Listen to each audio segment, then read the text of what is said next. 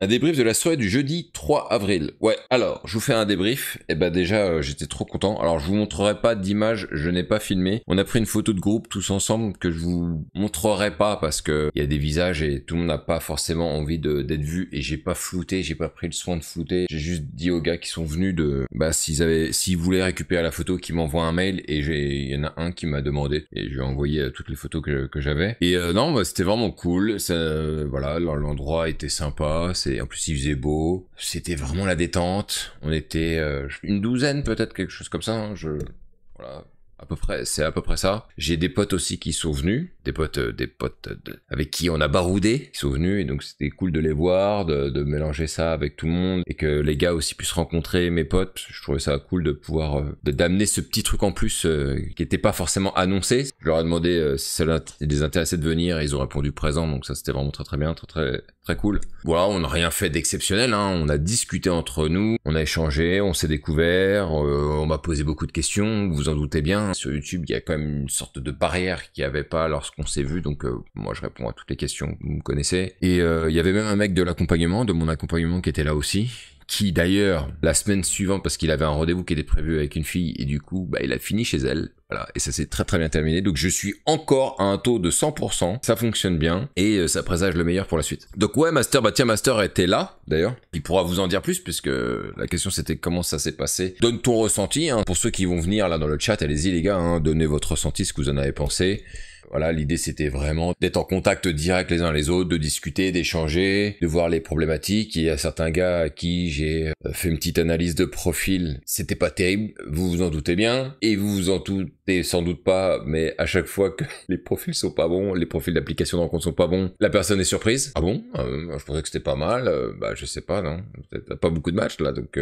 Et puis surtout, je vois les photos, ça va pas. Donc bon, c'est compliqué à ce niveau-là, je pense qu'il y a un problème de... Enfin, c'est même pas je pense, et il y a de toute évidence un problème de clairvoyance et de connaissance sur ce qui se fait et ce qui se fait pas sur les applis, mais tout le monde est convaincu qu'il fait bien, donc du coup, bah, tout le monde reste dans son truc.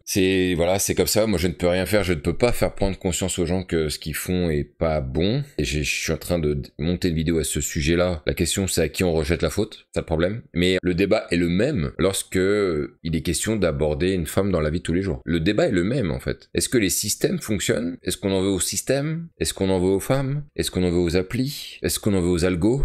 Mais jamais est-ce qu'on n'a pas quelque chose à faire pour corriger le tir? Est-ce qu'on peut faire mieux? Comment on peut faire mieux? C'est bah non, ce système marche pas, ou ce truc marche pas. Je sais pas si vous avez vu, pour certains d'entre vous, vous l'avez peut-être pas perçu forcément, mais vous avez vu que j'ai effectué un virage récemment sur les applis, non pas parce que j'aime les applis, vous savez que je n'aime pas particulièrement les applis, je l'ai dit depuis le début que j'ai créé ma chaîne, que moi je préfère la rencontre dans la vraie vie, mais je suis obligé de me rendre compte que l'audience qui me regarde, et c'est-à-dire l'audience, et quand je dis l'audience, elle est pas particulière, hein, c'est tous ceux qui s'intéressent au sujet, donc c'est la même audience que sur les autres chaînes, même si tout le monde dit oui, c'est très fort de rencontrer des femmes dans la vraie vie, à chaque fois qu'on m'expose une problématique, la fille ne répond pas, etc., à chaque fois, c'est une fille rencontrée sur les applis. Donc, la question là-dedans, et parce que j'ai des mecs qui viennent me voir en me disant oui, t'as reviré ta ligne éditoriale, tu t'es assis sur tes principes, blablabla, bon, je me suis pas assis sur mes principes, c'est que aujourd'hui c'est un moyen vraiment très puissant quand c'est bien fait de rencontrer des femmes, mais du coup je me retrouve avec la même problématique, c'est là que je fais le pont avec ce que je disais lorsque j'avais créé ma chaîne au tout début, où je mettais en avant les rencontres dans la vraie vie, c'est que là aussi j'avais le même type de commentaires qui disaient oui mais les rencontres dans la vraie vie ça marche pas, les meufs elles répondent pas, tu les abordes, elles t'ignorent, donc le système ne marche pas. Et on a la même chose avec les applications de rencontres où on te dit bah le système ne marche pas, mais en fait il y a rien qui marche dans ces cas-là. Enfin moi ça me pose un problème en fait par rapport à la perception que les gens peuvent avoir d'eux-mêmes, c'est que en fait c'est jamais eux qui remet en cause, c'est les systèmes qui ne fonctionnent pas. Il faudrait en fait, j'en suis convaincu qu'un jour ça arrivera, un système un peu à la carte, où vraiment un jour on va arrêter toutes ces histoires de messages, de drague, de machin, on proposera un catalogue à des gars, on leur dira voilà tu peux commander une nana pour ce soir, tu l'invites au resto, tu discutes avec elle, et tu pourras payer un petit surplus pour finir au lit avec elle, et ce sera très bien, et tu pourras recommander la même meuf à chaque fois si tu veux. Moi je pense qu'en fait c'est ça que les gens veulent, hein. Pour ceux qui disent que tous les systèmes ne fonctionnent pas, c'est au bout d'un moment, c'est comme personne ne veut se remettre en question, faudra à un moment donné leur offrir tout comme sur un plateau, voilà, livraison à domicile, limite, voilà. Mais en tout cas, voilà, pour reprendre tout ça, c'était vraiment cool de rencontrer tout le monde lors de la rencontre abonnée. Je pensais que, je vous le dis hein, de manière très claire, je pensais qu'on aurait été un petit peu plus, je pensais qu'on aurait été une vingtaine, mais bon, non, on était plutôt une douzaine. Et en même temps, c'est logique que à chaque fois, dans n'importe quel événement que tu peux créer, même avec des amis ou quoi que ce soit, lorsqu'il y a un nombre de personnes qui présumaient être présents, il y en a une partie qui décroche la veille, plusieurs jours avant, peu importe, enfin avant en tout cas, et qui ne se présente pas. Donc finalement, que j'ai 17-18 personnes inscrites et que à la fin on se retrouve avec une douzaine, ça paraît plutôt cohérent et en plus voilà, tu demandes aux gens de se déplacer. Un énorme merci pour ta chaîne, je trouve que nuancer le sujet des rencontres comme tu le fais, c'est primordial en ce moment. Bah merci beaucoup. C'est parce que nous n'avons plus les systèmes de rencontrer via des amis. Mais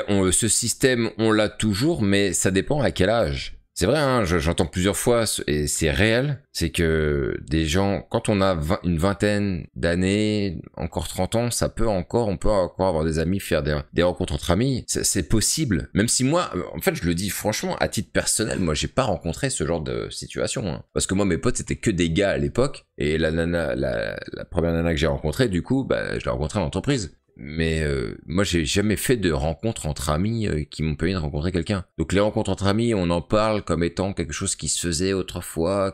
Bah c'est pas tout le monde qui le vit ça. En tout cas moi je l'ai pas vécu, tu vois. Donc bon. Et alors à 40 ans, donc pour revenir au sujet, à 40 ans, tes potes, donc si t'as un cercle d'amis, ils sont mariés, ils ont des gosses, il y en a beaucoup, ils sont posés. Alors il y en a aussi qui se séparent. Et c'est pour ça d'ailleurs qu'on voit tout un tas de groupes Facebook qui existent, qui sont des groupes Facebook spécifiques célibataires. Pour toutes ces personnes-là, pour qu'ils puissent se retrouver, discuter, faire la fête, peut-être se rencontrer aussi, tu vois. Bleu Citron avait pris un numéro, il me semble. Ah oui, c'est vrai. Alors je sais pas s'il a pris un numéro, mais il a abordé, ouais, en tout cas. Ce qui est bien aussi, ce qui était marrant, c'était, et je pense que ça, même si c'était un petit comité, c'est difficile comme ça d'en sortir des chiffres réels, stables, mais je pense que ça donnait quand même une bonne indication, c'est que sur le nombre de personnes, il y avait, je pense, 2 gars qui avaient entre 20 et 30, et le restant qui était plus de 40. Allez, je le fais grosso modo. Et je pense que c'est à peu près, voilà, je pense que ça matérialise bien ce que rassemble aujourd'hui ma chaîne. C'est-à-dire une faible proportion de gens qui ont entre 20 et 30, mais je dirais entre 25 et 30 même, et le restant, au-delà, à partir de 35, 45, 50, là par contre on a le plus gros de l'audience, quoi. Voilà. Tu as essayé les speed dating, je l'ai fait une fois à l'époque avec un pote quand on était à fond là, et bon, ça nous a pas plus parlé. Déjà tu te retrouves dans un environnement où il y a beaucoup de timides, beaucoup de gens qui sont pas à l'aise, ce qui est différent des soirées. Moi j'aime bien les vraies soirées, où les gens ils viennent pour s'amuser, c'est détente. Là on sent qu'il y a beaucoup de gens qui sont mal à l'aise, un peu à l'intérieur d'eux-mêmes, voilà, ils sont là mais ils savent pas pourquoi ils le sont, ou ça leur irait bien de pas être là, tu vois. Donc bon. Donc non, j'aime pas particulièrement ça. Soyons clairs. J'ai demandé si ça valait le coup ou pas de participer à un speed dating, je n'ai jamais essayé. Oui, non mais ça peut... Voilà, à l'époque avec... alors c'était il y a longtemps, mais on avait pris des numéros, on a discuté. Le souci là-dedans, c'est que speed dating, c'est souvent on a l'impression que on se met à une table et on interchange les rôles. Et ça se passe comme ça. Là, le speed dating, nous, qu'on avait fait à l'époque, tout le monde était debout. À un moment donné, ils obligeaient les gens à discuter entre eux par des biais de numéros. Donc ils nous avaient donné le numéro, ils disaient bah le 6 avec le 12, le 9 avec le 8, enfin voilà, tout comme ça. Et en fait, tu fais que de l'enchaînement comme ça de conversation. C'est tellement pas naturel de faire ça, qui fait qu'une fois que le petit jeu est fini et que la soirée, elle se met un peu en place, faut retourner voir les personnes. Le truc qu'il y a, c'est que quand même, et c'est là que ça dénature encore une fois en fait les rencontres, c'est que c'est pas normal que tu ailles parler avec une personne et qu'elle sache, et que tu sais aussi à son niveau, les deux ont eu déjà une quinzaine de conversations avec le sexe opposé. C'est pas normal, c'est pas ce qui se passe dans la vraie vie quand tu vas en soirée. J'ai un peu de problème avec ça. Speed dating, ce sont les moches qui y vont. Non, pas nécessairement. Alors, il y a beaucoup de mecs qui sont très... limite geek, on les sent vraiment pas bien. Mais il y avait des belles femmes aussi hein, qui étaient là. Hein. Ton avis sur les clubs échangistes? J'ai jamais été. Je vous jure, j'ai jamais été en club échangiste. Jamais. Et j'avais des occasions, elles se sont pas matérialisées. J'aimerais bien y aller un jour pour voir ce qui se passe. Pourquoi pas participer hein, j'ai pas de problème, mais j'ai jamais été. En réalité, je trouve pas qu'il y a tant de moches, plus des gens qui se négligent, qui ne savent pas se mettre en valeur. Oui, c'est plus ça, c'est vrai. Ça fait 20 ans que je fréquente les sites, des dizaines de rendez-vous, probablement plus d'une centaine, et les choses ont beaucoup changé. Moins de ghosting, les femmes moins exigeantes également. Bon alors là, mon petit caporal, t'es le seul à le dire.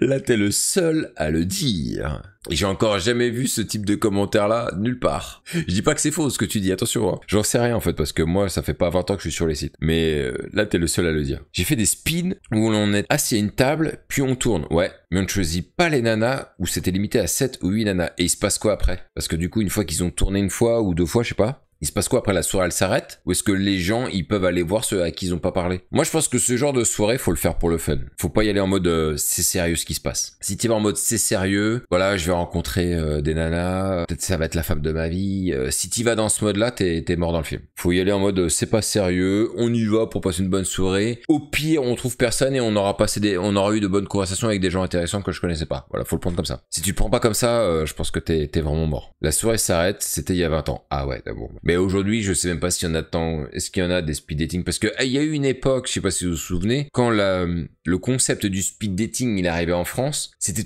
tout à coup une effervescence, une nouvelle manière de se rencontrer, c'est génial, c'est stylé, ça vient des États-Unis, c'est toujours pareil, hein, toujours pareil. À chaque fois que les États-Unis ramènent quelque chose, c'est super, c'est des super concepts qui marchent, etc.